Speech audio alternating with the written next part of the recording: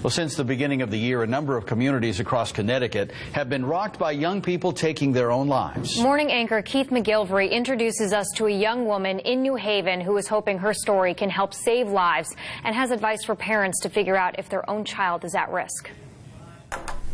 MARINA YOSHIMURA seems to have it all. The budding entrepreneur is launching her own online business. Our purpose is to provide a common platform for students around the world, and that has been very fulfilling. And she just wrapped up a year at Yale.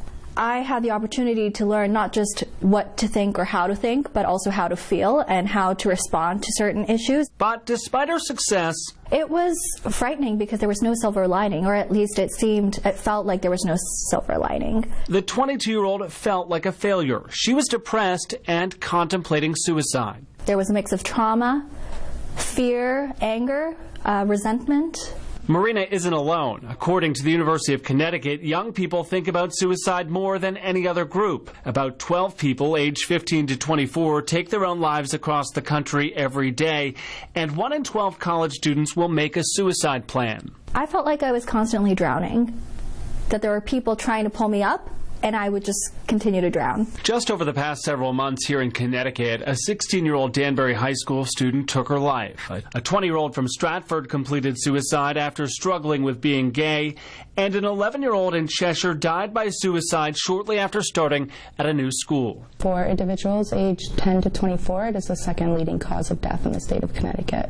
So how do we avoid these tragedies with the state's young people? We went to Mental Health Connecticut for help. For warning signs, you want to look for an individual who is withdrawn, talking about death or suicide, the feeling of wanting to die, hopelessness, they've lost interest in things that they used to do, or the friends that they used to hang out with. And experts agree there's one thing every adult needs to do. Talk to them about it.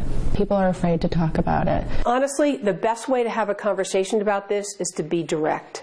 It is a myth that if we ask a child about suicide or depression, that will put the idea into their head. Dr. Laura Saunders with Hartford Hospital says there are also other ways parents can look for signs of trouble. Connecting with other networks of parents gives you a sense of, A, connectedness, and also it gives you some information about other things that may be going on. For MARINA, it was a friend who spoke up. After a while, my roommate, she said, "Marina, I think it's time for you to go to see Yale Health."